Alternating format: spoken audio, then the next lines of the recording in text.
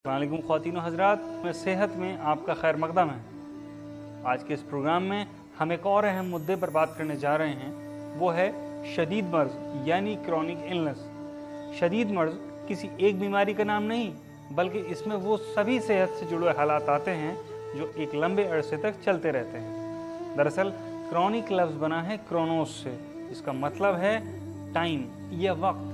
तो आज की इस कड़ी में हम बात करने जा रहे हैं कुछ आम क्रॉनिक इलनेसेस की जो आज की इस भागदौड़ भरी ज़िंदगी में बहुत आम हो गई हैं। आमतौर पे अमराज की दो शक्लें होती हैं। एक उनकी हार्ड शक्ल होती है, मर्ज़ हार्ट जिसको कहते हैं, एक्यूट इलनेस, और एक उसकी मुज़मिन शक्ल होती है जब मर्ज़ ज़रा पुराना हो जाता है। क्रॉनिक क्या है कि जो तकरीबन साल भर से ज़्यादा पैदा हो जाती हैं उनको हम क्रॉनिक डिजीज़ कहते हैं। क्रॉनिक डिजीज़ सर से लेकर पैर तक की डिजीज़ हैं। जितने भी अमराज हैं उनके तकरीबन सभी अमराज के अंदर ऐसा है कि उनकी कोई ना कोई मुज़मिन शक्ल होती है, लेकिन ख़ास तौर से इस वक्त जो आम मुज़मिन बीमारियां हैं उनमें वजुल मफासिल है।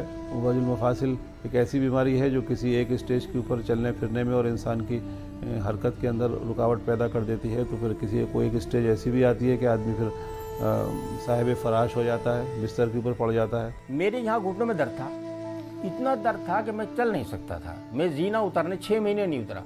मंडे को जब मैं पर्ची बनाने के लिए लाइन में खड़ा हुआ तो उन्होंने कहा सर आपको तो फीस नहीं लगेगी, क्योंकि मंडे को तो हमारे यहाँ फ्री है बुज़ुर्गों के लिए।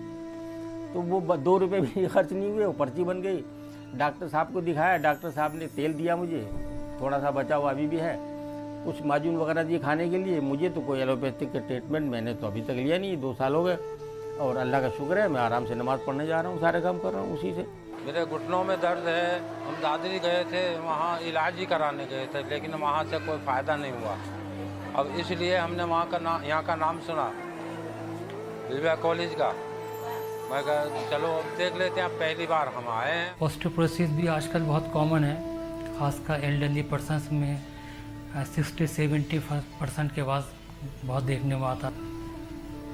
जो हमारी माता बहनें मेनोपॉज में जा चुकी हैं उनमें लगभग 30% पेशेंट्स में ऑस्टियोपोरोसिस के शिकार हो जाती हैं। वो मेरे घुटनों में दर्द है बहुत ज़्यादा, और यहाँ सीने में दर्द है।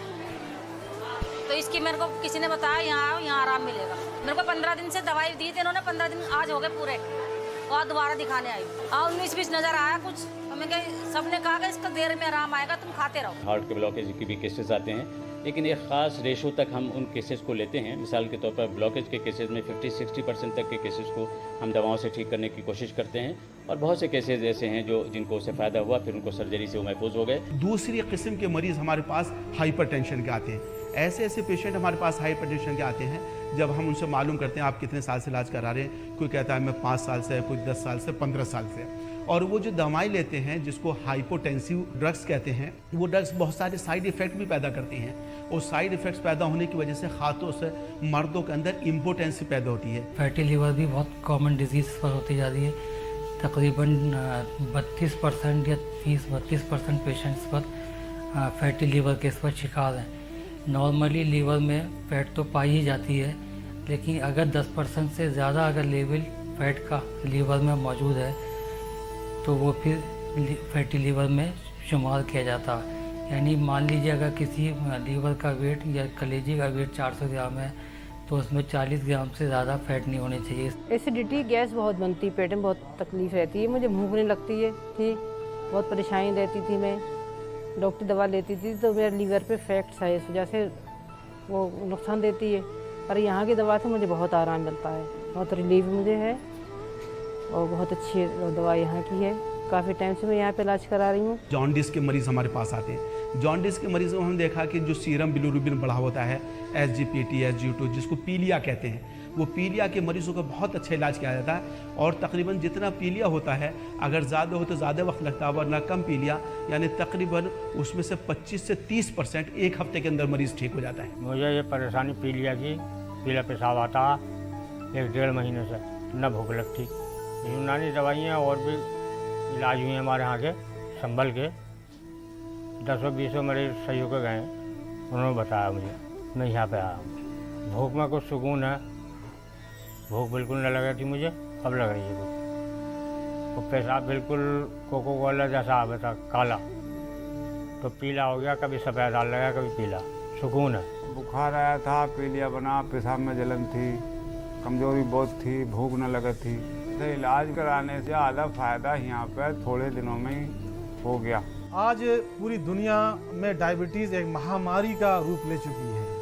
अब डायबिटीज़ को बीमारी न कह करके लोग लाइफस्टाइल डिजीज़ कहने लगे हैं, क्योंकि तादाद इतनी बढ़ गई है डायबिटीज़ की कि अब उसे एक्सपर्ट्स जो है मर्ज न कह करके लोगों को, ताकि एहसास ना हो जिनको डायबिटीज़ है, ये कहते हैं कि डायबिटीज़ नहीं बल्कि लाइफस्टाइल चीज़ है। मैं 3 साल से आ रहा हूँ यहाँ पे और मेरे को शुगर की बीमारी है और उससे काफ़ी फ़ायदा हुआ है इनकी दवाई लेने से।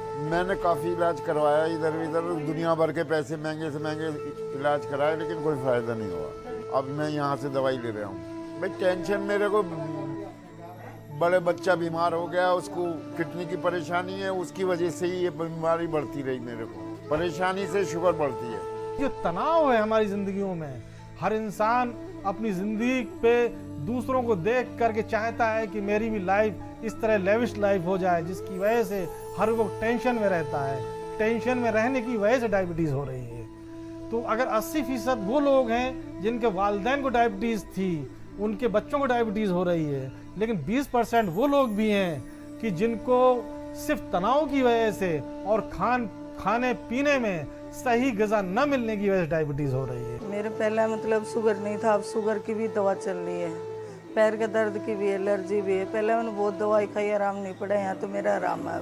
कई जगह दिखा, अपना आराम नहीं मिला, जैसे प्राइवेट भी खाई। अब तो मेरे को काफ़ी आराम, पैर में पहले चला भी नहीं जाता, पर अब सही है। मैदा, आंत और जिगर और एक होता पैंक्रियाज, इन 4 का काम है, और इत्तिहाल का काम जिसको स्प्लीन कहते हैं, इनका काम है खाने को हजम करना।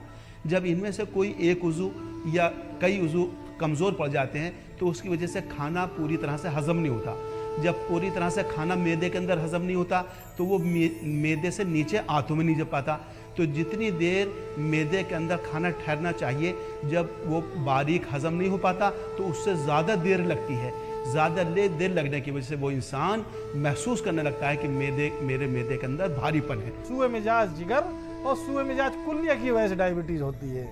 यानी आम ज़बान में मैं कहूँ कि लीवर और किडनी में जब बीमार होते हैं, यानी उनके अंदर हरारत ज़रूरत से ज़्यादा आ जाती है, उसके नतीजे में डायबिटीज़ होती है। ब्रोंकियल एस्थमा के पेशेंट बहुत होते हैं, जो कि ये भी क्रॉनिक डिजीज़ है, और इसमें मरीज़ दवाएं लेते हैं। ख़ासतौर से जो लोकल प्रैक्टिशनर्स होते हैं वो इनको स्टेरॉइड्स देते हैं। स्टेरॉइड्स का अपना खुद बहुत ज़्यादा साइड इफ़ेक्ट और बहुत सारे बीमारी पैदा करने का ज़रिया होते हैं। मुझे अस्थमा की परेशानी शुरू हो गई।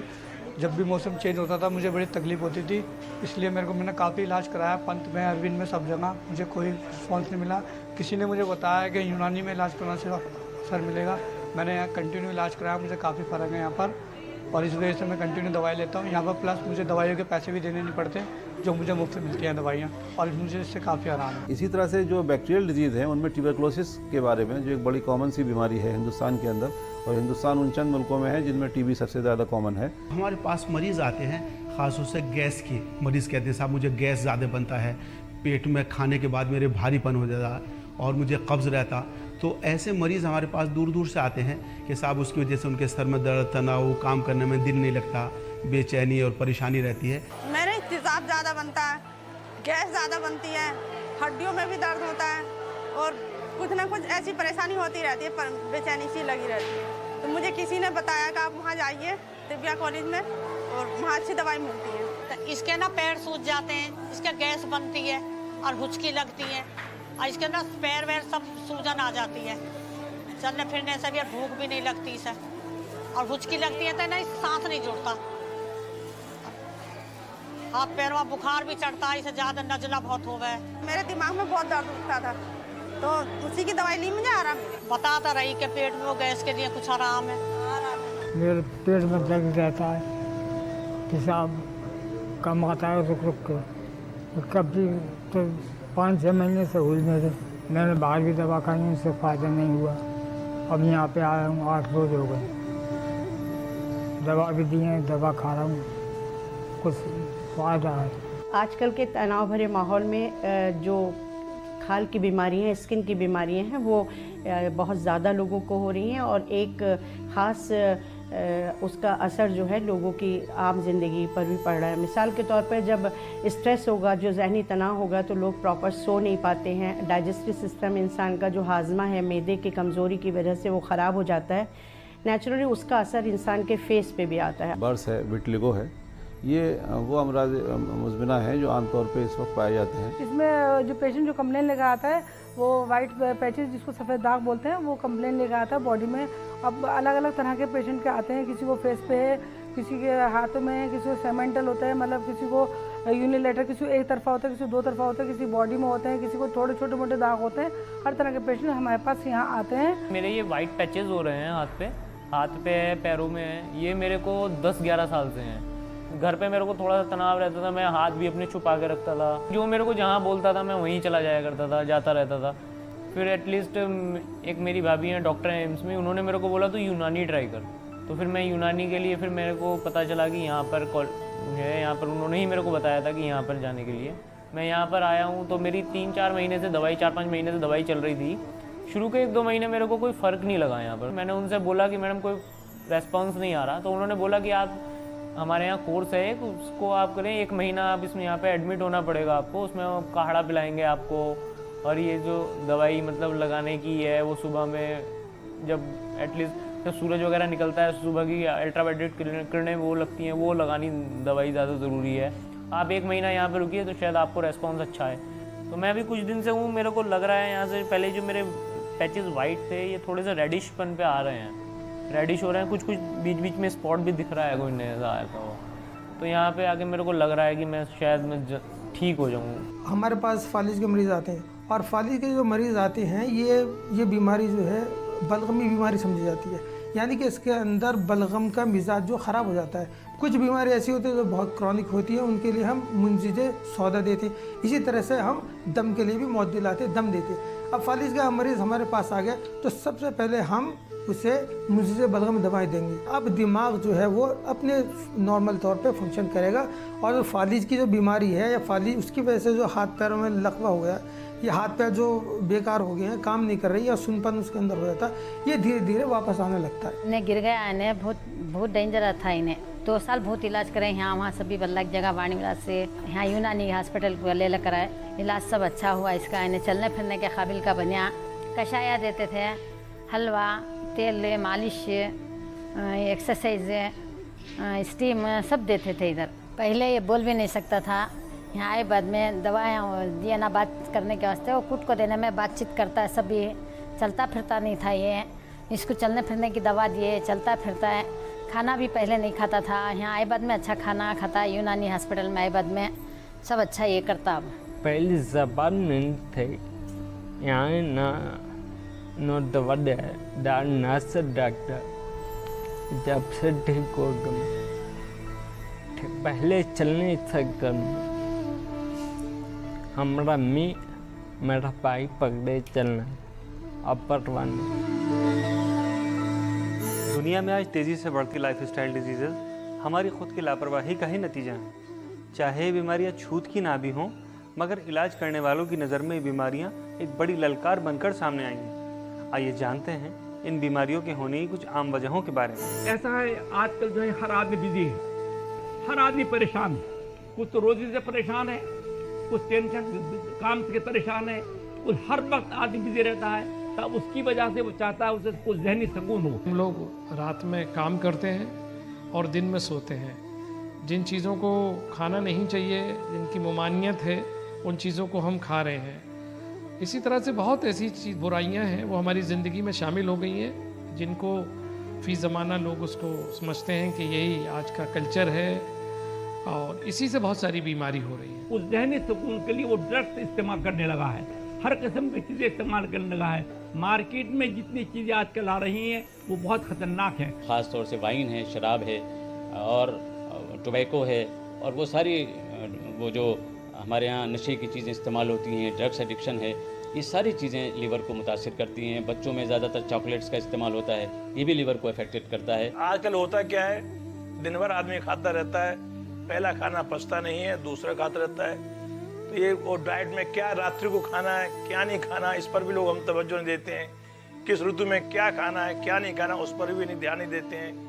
आजकल तो 12 महीने सब चीज़ें मिलती रहती हैं, उनको हम खान पीन में लाते हैं। और यही वजह है फाल्टी डाइटरी हैबिट्स जो है, इरेगुलर डाइटरी हैबिट जो है, जो सबसे बड़ी बीमारियों की देन यही है। बल्कि उतना खाना जो आपके जिस्म की ज़रूरत है वो तो बहुत ज़रूरी है, लेकिन वो ज़्यादा खाना उस बात की ज़मानत नहीं कि आप सेहतमंद हैं, बल्कि ज़्यादा खाने से अक्सर सेहत में ख़राबी के इम्कान ज़्यादा होते हैं। तो इस पर तवज्जो अगर की जाए तो भी बहुत कुछ बीमारियां कंट्रोल हो सकती हैं। हमारे अतिब्बा ने तजुर्बा किया है हज़ार साल तक कि अगर पेट के 3 हिस्से किए जाएं और एक हिस्से को खाने के लिए रखा जाए और एक हिस्से को पानी के लिए छोड़ दिया जाए और एक हिस्से को हवा के आने जाने के लिए छोड़ दिया जाए, ऐसे जिसमें डाइजेस्टिव सिस्टम हमेशा प्रॉपर रहेगा और उसे कोई भी डाइजेशन की कोई प्रॉब्लम नहीं होगी। अगर किसी शख्स की भूख बिल्कुल तबाही है, नॉर्मल है और नेचुरल है, नेचुरल का मतलब होता है कि जो अंदर से लगे आदमी को, बजाय इसके कि वो ज़बरदस्ती उसको इस्तेमाल करना चाहे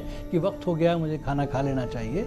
नहीं, अगर उसको भूख लगे, तबीयत चाहे तभी खाए, तो भी तभी आदमी हेल्दी कहलाएगा। अदरवाइज़ उसके अंदर कहीं ना कोई कमी ज़रूर पाई जा रही होगी। खाने का टाइम होना चाहिए और पीने में क्या चीज़ें लेनी नहीं, ग़िज़ा क्या लेनी है, सोने का टाइम उसका होना चाहिए, आराम करने का टाइम होना चाहिए और उसके अलावा एवाकुएशन यानी जो मोशन है वो बराबर क्लियर होते रहना चाहिए। रोज़ाना कम से कम 24 घंटे में एक मरतबा ज़रूर आदमी को स्टूल या बराज या फुजला खारिज करना चाहिए।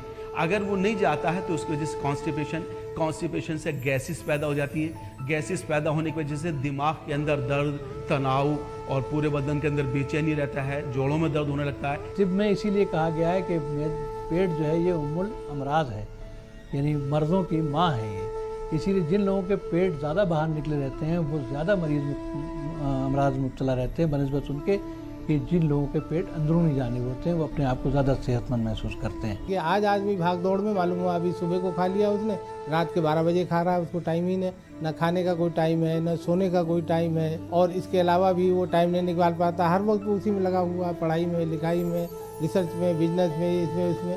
तो बॉडी को ज़रूरत है, मेंटल पीस की भी ज़रूरत है। इसलिए कि थके हुए दिमाग को अगर आप आराम नहीं पहुंचाएंगे तो फिर दिमागी बीमारियों का शिकार होंगे और दिल भी बीमारियों का शिकार हो जाएगा। दूसरी तरह के लोग वो होते हैं जो ज़्यादा आराम करते हैं, जिसको सेडेंटरी लाइफ कहते हैं। उसकी वजह से मोटापा है और हाइपरलिपिडीमिया है, हाइपरटेंशन है, ये सारी बीमारी पैदा हो जाती हैं। तर्ज ज़िंदगी से जुड़ी हुई बीमारियां अक्सर हमारी खुद की लापरवाही की ही देन होती हैं। लापरवाही, नज़रअंदाजी कुछ ऐसी वजूहात हैं जो इन बीमारियों को खुली दावत देती हैं। गंदगी और भूखमरी भी कुछ ऐसी ही वजह हैं जो टीबी, मलेरिया, HIV, एड्स जैसी जानलेवा बीमारियों को बढ़ावा देती हैं। और कुछ बीमारियों में अब माना जाने लगा है कि ये एक पुष्ट से दूसरी पुष्ट में मुंतकिल होती रहती हैं। तो लाइफ स्टाइल में सुधार इसका ज़रिया है। लाइफ स्टाइल को अगर प्रॉपर कर लिया जाए, मसलन खाना पीना प्रॉपर कर लिया जाए, मसलन नींद सोना जितना ज़रूरी है वो प्रॉपर कर लिया जाए, मसलन जितना ऑक्सीजन और हवा लेना ज़रूरी है उसको नॉर्मल कर लिया जाए। इसी बुनियादी उसूल यानी बुनियादी अप्रोच से यूनानी कितने उन बड़े बड़े अमराज का भी हल तलाश कर सकती है। मिसाल के तौर पे एड्स है।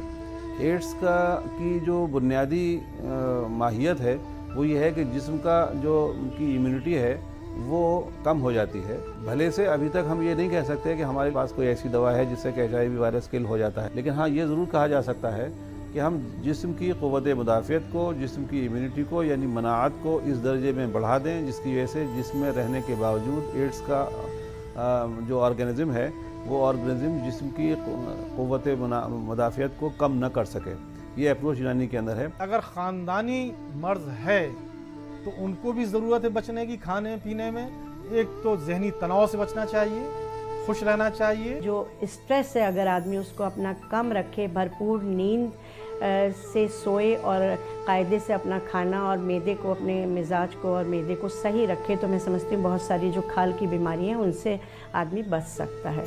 यूनानी तिब में बचाव एक अहम मुद्दा है। रिसर्च बताती है कि मिजाज के बुनियाद पर यह काफ़ी हद तक मालूम किया जा सकता है कि आगे चलकर इंसान को किस तरह की शदीद बीमारी हो सकती है। तो बीमारी का इलाज करने के लिए पहला कदम है लाइफस्टाइल में बदलाव लाना और कुदरत के उसूलों पर अमल करना। हमारे यहाँ दिनचर्या रात्रिचर्या और ऋतुचर्या, 3 प्रकार की वो चर्या है। ये लाइफ स्टाइल बताते हैं, कब उठना है, कब सोना है, कब खाना है, किस समय नहीं खाना है, रात्रि में क्या, दिन में क्या खाना है। इस प्रकार का यूनानी में भी और आयुर्वेद में भी बड़ा भारी रिजीम दे रखा है। हमारे यहाँ भी पहले से मौजूद है कि 40 साल से ऊपर जब इंसान पहुँचने लगे, चिकनाई कम बंद करने के लिए नहीं कहा गया, चिकनाई कम कर दे, गोश्त खाना कम कर दे, शक्कर की मकदार कम कर दे, नमक की मकदार कम कर दे।